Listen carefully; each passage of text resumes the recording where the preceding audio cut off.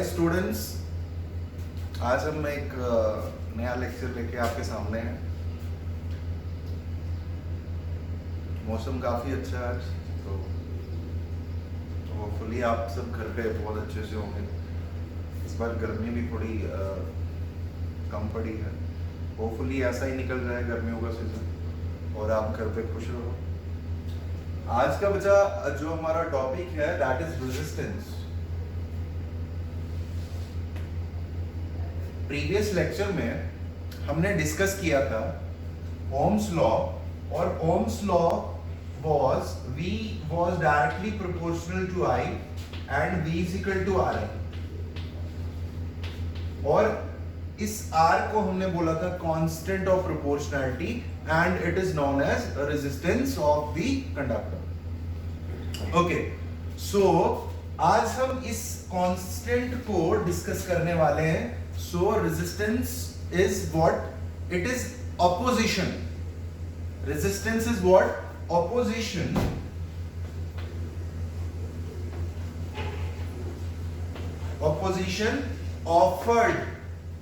opposition offered by the conductor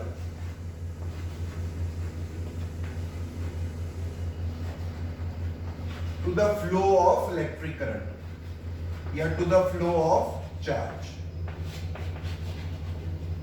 to the flow of electric current।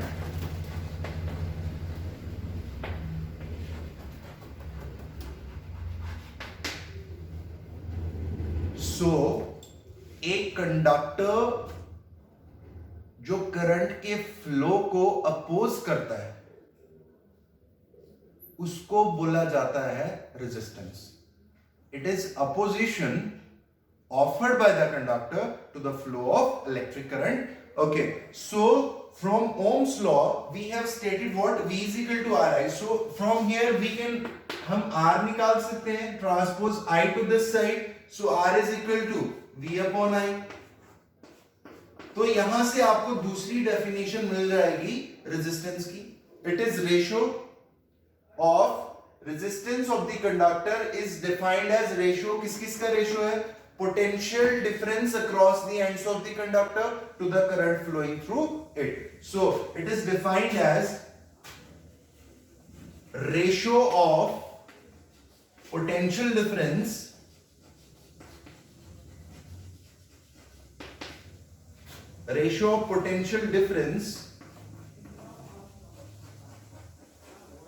applied across the ends of the conductor,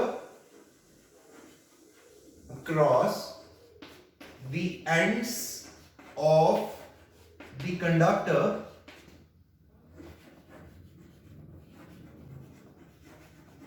to the current flowing through it, to the current flowing through it।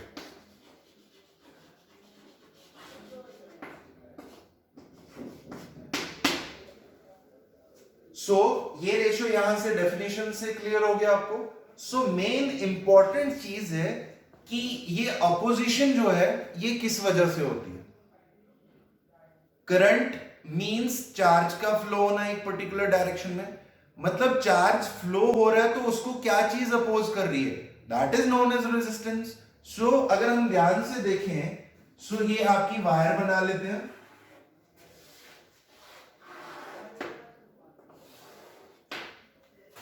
इसको हमने किसके साथ जोड़ दिया? Battery के साथ। ये and कौन सा होगा? Negative and. ये एंड होगा पॉजिटिव एंड। ओके, सो क्या क्या चीजें होती हैं यहाँ पे?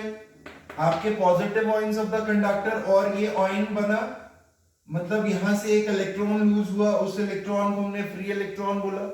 इलेक्ट्रिक फील्ड अप्लाई करने की वजह से these electrons, free electrons rather you can say, these free electrons are drifted towards positive end।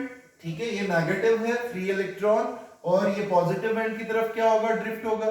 जब ये पॉजिटिव एंड की तरफ ड्रिफ्ट होगा, दे कोलाइड विद, इनकी कोलिजन्स होती हैं किसके साथ?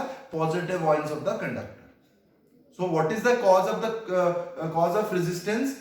When free electrons are drifted towards the positive end of the conductor, they collide with collision. They collide with the positive ions of the conductor, that is, or you can say the positive charge of the conductor, that is the cause of the resistance. So that is very important. Value based question में आपको पूछ सकते हैं कि cause क्या है resistance का. सो ये फ्री इलेक्ट्रॉन्स जब मूव कर रहे होते हैं, ड्रिफ्ट कर रहे होते हैं towards the positive end of the conductor, तो इनकी कोलिजन्स होती हैं पॉजिटिव चार्ज के साथ कंडक्टर के, और यही कोलिजन जो है कॉज है, वजह है रेजिस्टेंस की. ओके, हम थोड़ा सा फर्दर आगे चलते हैं. मैथमेटिकल फॉर्मूला अगर हम देखें,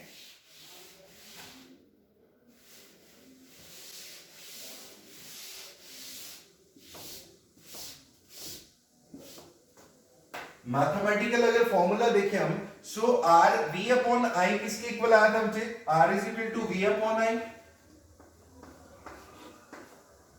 ओके, और ये वी आर किसको पुट किया था हमने? सब्स्टिट्यूट किया था कल हमने, M L N A E square tau. So ये इसी चीज को, इसी टर्म को, इसी एक्सप्रेशन को हमने पुट किया था रेजिस्टेंस. सो यहां से अगर आप फाइंड करो, आर किसके इक्वल आ जाएगा मुझे? R is equal to M divided by N E square tau. आप ये दो टर्म्स को अलग लिख सकते हो, एल और ए को. ओके, पुट दिस, ये वाली टर्म को इंपॉर्टेंट, पुट दिस टर्म, इस टर्म को हमने बोला है रो एल अपॉन ए. इस टर्म को हमने क्या बोला? पुट किया रो, दैट इज इसी टर्म को हमने बोला है स्पेसिफिक रेजिस्टेंस. स्पेसिफिक रेजिस्टेंस जो आप 10th में पढ़ चुके हो, या रेजिस्टिविटी, स्पेसिफिक रेजिस्टेंस और रेजिस्टिविटी.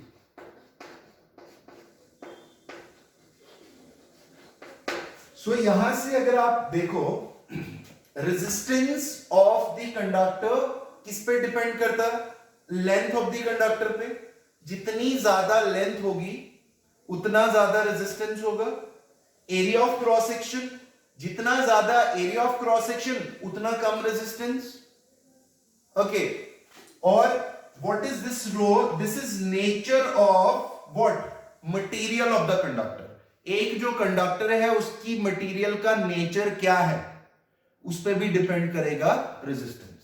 ठीक है, सो जो आपका रेजिस्टेंस है, that depends upon the dimensions, that is length of the conductor, area of the conductor, area of cross section of the conductor, and specific resistance, और you can say nature of material of the conductor, nature of medium you can say also. Okay, so हम बात करते हैं resistance की units की. अगर unit की बात करें, so the SI unit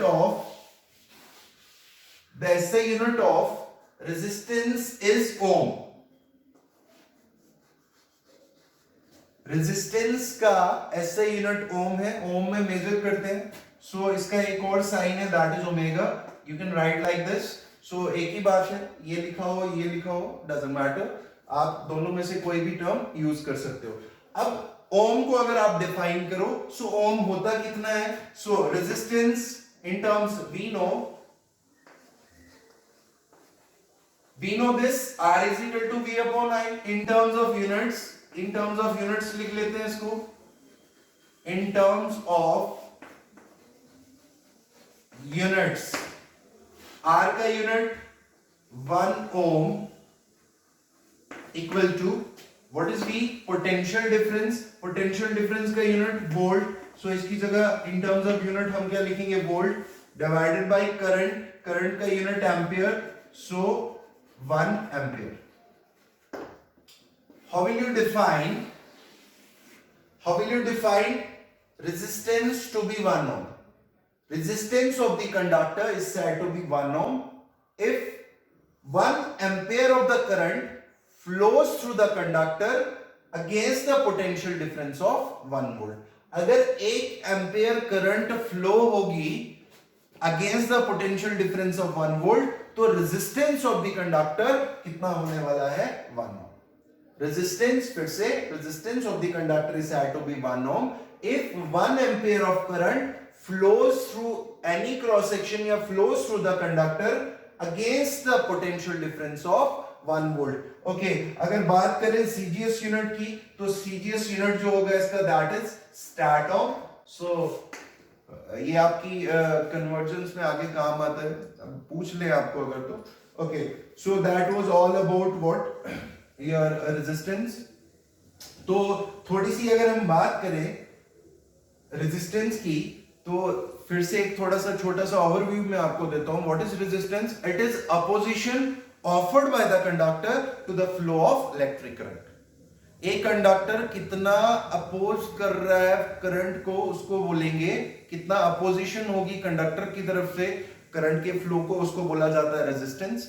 okay, so from Ohm's law हमने वहां से डिफाइन किया रेजिस्टेंस को, दैट इज रेशियो ऑफ किसका रेशियो? V upon I, that is potential difference across the ends of the conductor and current flowing through it. और तीसरी बात अगर हम करें, वजह हमने बताई, कॉज बताया, जब फ्री इलेक्ट्रॉन ड्रिफ्ट होते हैं towards the positive end of the conductor, they collide with, वो उनकी कोलिजन्स होती हैं पॉजिटिव और positive charge of the conductor, positive kernels, you can say kernels के साथ कोलिजन्स होती हैं, और वही कोलिजन्स वजह होती है किसकी? That is cause of resistance. Okay, next one हमने मैथमेटिकल फॉर्मूला किया, that is R is equal to V upon I. वो हमने कैलकुलेशन किया था, वो R को जो पुट किया था हमने प्रीवियस लेक्चर्स में, that is ml na e square tau. L और A को अलग कर दिया, बाकी जो टर्म है उसको हमने एक पर्टिकुलर, वो कांस्टेंट रहती है एक पर्टिकुलर उसमें, और उस कांस्टेंट को हमने बोला है स्पेसिफिक रेजिस्टेंस और रेजिस्टिविटी. तो रेजिस्टेंस किस पे डिपेंड करेगा? लेंथ ऑफ द कंडक्टर पे. सो जितनी ज्यादा लेंथ होगी एक कंडक्टर की, उतना ज्यादा रेजिस्टेंस होगा. जितना ज्यादा एरिया ऑफ क्रॉस सेक्शन, उतना कम रेजिस्टेंस. जितना कम एरिया ऑफ क्रॉस सेक्शन, उतना ज्यादा resistance, because they are inversely. R is equal to rho L upon A. Area of cross section is inversely, R is inversely proportional to A. So जितना ज्यादा area of cross section होगा, उतना कम resistance. ये चीज आपने पानी में भी देखी होगी. सो जितना ज्यादा, जितनी बड़ी पाइप होगी, उतना कम रेजिस्टेंस होगा. अगर आप इस पाइप को आगे से प्रेस कर देते हो, तो एरिया ऑफ क्रॉस सेक्शन क्या हो जाएगा? कम. एरिया ऑफ क्रॉस सेक्शन कम हुआ तो रेजिस्टेंस बढ़ जाता है. आपने देखा होगा पानी के फ्लो को रुकावट बढ़ जाएगी, तो रेजिस्टेंस क्या हो जाएगा? बढ़, अगर एरिया ऑफ क्रॉस सेक्शन कम हो जाता है. So that was all about what resistance of the conductor. So next lecture में हम रेजिस्टिविटी, इलेक्ट्रॉन मोबिलिटी पढ़ेंगे, और होपफुली आप घर पे पढ़ाई कर रहे हो. उम्मीद है, इसी उम्मीद के साथ अगले लेक्चर्स में हम आगे का डिस्कस करेंगे. Thank you very much.